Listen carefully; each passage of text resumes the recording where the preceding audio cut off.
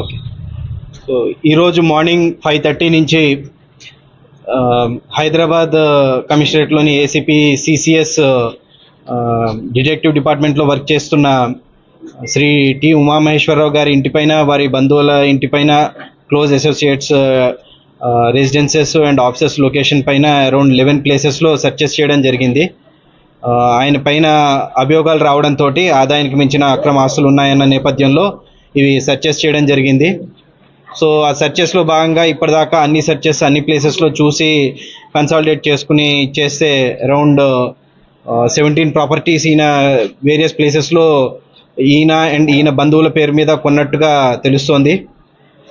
And అందులో ఒక 5 properties Ghatkesar ఏరియాలో ఉన్నాయి, కొన్ని ఆంధ్రాలో కూడా ఉన్నాయి. ఒక 7 ప్రాపర్టీస్ వైజాగ్ దగ్గర చౌడవరం అనే ఏరియా ఉంటుంది, ఆ చౌడవరంలో కొన్నట్టుగా తెలుస్తోంది.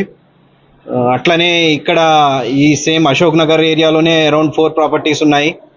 షామీర్పేటలో ఒకటి, కుక్కట్పల్లిలో ఒకటి, అండ్ ఆల్సో మెడ్చల్ మర్కాజ్గిరి అటువైపు కూడా ఒకటి అన్నట్టు పర్చేస్ చేయడం జరిగింది. సో అవన్నీ కూడా తీసుకున్నాము, డాక్యుమెంట్స్ అన్నీ కూడా సీజ్ చేయడం జరిగింది. అలాగే వేరియస్ వాళ్ళ రిలేటివ్స్ హౌసెస్లో వాటిలో చూడగా అరౌండ్ ఒక 38 lakhs క్యాష్, అంటే 37,50,000 అట్లా క్యాష్ అదొకటి సీజ్ చేయడం జరిగింది. గోల్డ్ కూడా సుమారు వేరియస్ టైమ్స్ 60 తులాస్ గోల్డ్ అది కూడా సీజ్ చేయడం జరిగింది. సో ఇవన్నీ చూస్తే టోటల్ మూవబుల్ అంటే అక్రమాస్తుల దాంట్లో movable immovable properties value around it comes around 3.5 crores, 3 crores 46 lakhs అన్నట్టు 3.5 crores అట్లాగా document value, actual registered value అది వస్తుంది. ఇక మార్కెట్ వాల్యూ మేము చెప్పము, జనరల్గా మీరు మీ ఎస్టిమేషన్ వేసి చూసుకోవచ్చు. సో ఇట్లాగా దొరకడం జరిగింది. సో ఇంకా ఫర్దర్ వేరే కొన్ని ఈయన చేసిన కేసెస్లో కూడా కొన్ని అభియోగాలు ఉన్నాయి. సో ఆ అభియోగాల్ని కూడా తదుపరి దర్యాప్తులో మేము కొనసాగిస్తాము, పోలీస్ కస్టడీ తీసుకుని. ఆ కేసెస్లో ఏమైనా జరిగాయా, ఇర్రెగ్యులారిటీస్ అయ్యి అందులో కూడా ఏమైనా మనీ తీసుకోవడం జరిగిందా అవి అన్నది. సో ప్రస్తుతానికైతే ఇన్ని ఫార్మాలిటీస్ కంప్లీట్ చేసి కోర్టులో హాజరుపరిచి రిమాండ్ చేయిస్తాం. క్యాష్ ఎంత పడుతుంది? క్యాష్ 37,50,000. ఇక్కడ అంటే ఇక్కడ 3 houses ఉన్నాయి, వాళ్ళవి వాళ్ళ రిలేటివ్స్. అందులో మిగతా 7 చోట్ల క్యాష్ కానీ గోల్డ్ కానీ లేదు, అక్కడ లేదు, ఇక్కడే దొరికాయి. బ్యాంక్ లాకర్లు ఎన్ని గుర్తించారు సార్? లాకర్లు కొన్ని దొరికాయి, అరౌండ్ 2 లాకర్స్ దొరికాయి. సో అవి ఇంకా చూడాలి, ప్రస్తుతం సిబ్బంది అంతా ఇక్కడే ఉన్నాం కాబట్టి రేపెల్లుండిలో అవి వెరిఫై చేస్తాం, ఫ్రీజ్ చేయించేసాం.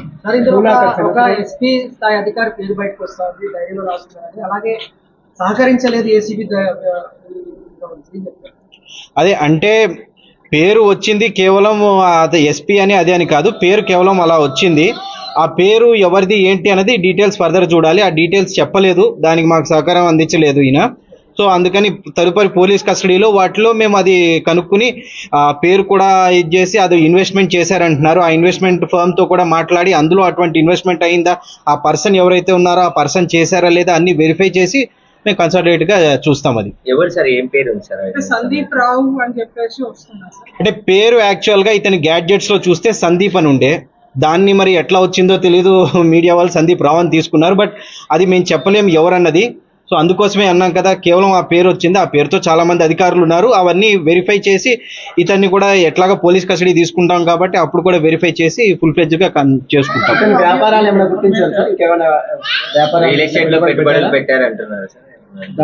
అయ్యాయి, అది షామీర్పేటలో ఒక విల్లా పర్చేస్ కోసం అంటూ ఇచ్చేశారు, అండ్ వేరే వాటిలో కూడా అయ్యాయి. సో అవి చెప్తున్నాం కదా, ఫర్మ్స్ కూడా వెళ్ళాము, వాటి నుంచి ఇంకా కొన్ని రిపోర్ట్స్ అవి రావాలి, కొన్ని 2-3 కంపెనీలు వాటి నుంచి. అవి వచ్చిన తర్వాత మేము ఫర్దర్ కన్సల్టేట్ చేసి చెప్పగలం. ఎవరి నుంచి ఎంత తీసుకున్నారు ఏంటి అన్నది అయితే ప్రస్తుతానికి మేము చెప్పలేము.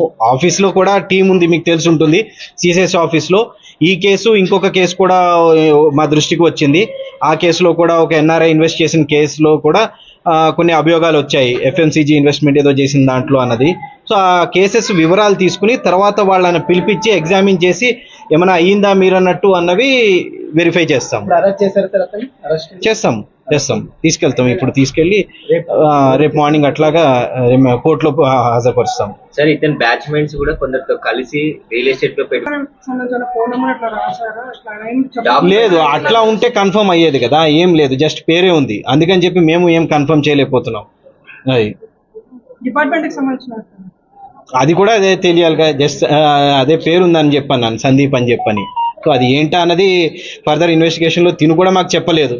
సో అందుకని చెప్పి ఆ గ్యాడ్జెట్ ఆ డేట్ అందుకనే అన్నాను, ఒక ఫర్మ్లో అంటున్నారు, అందులో మేము వెరిఫై చేసి అది ఎవరా పోలీస్ అధికారా వేరే ఎవరా ఏంటా అన్నది డీటెయిల్స్ తెలుసుకుని ఫర్దర్గా మేము ఇచ్చేస్తాం. ఫ్యామిలీ పైన ఉన్నాయి ఇక స్పెసిఫిక్ మేము చెప్పలేము, ఉన్నాయి వేరియస్ రిలేటివ్స్ పైన. సార్ ఇంకా రైట్స్ అవుతున్నాయా? ఆల్మోస్ట్ క్లోజ్ అయ్యి ఇంకొక వైజాగ్లో కూడా ఆల్మోస్ట్ వైజాగ్లో కూడా 2-3 ప్లేసెస్లో కూడా చేయడం జరిగింది. నేను చెప్పిన 11 ప్లేసెస్ కాక వైజాగ్లో కూడా జరిగాయి. వైజాగ్లో కూడా చెప్పా కదా, ఆ చౌడవరం ఆ ప్లేసెస్లో అట్లాగే అరౌండ్ 7 ప్రాపర్టీస్ టోటల్. అంటే ఈవెన్ అక్కడివి కూడా కలుపుకుంటే it will be around 14 places. Okay.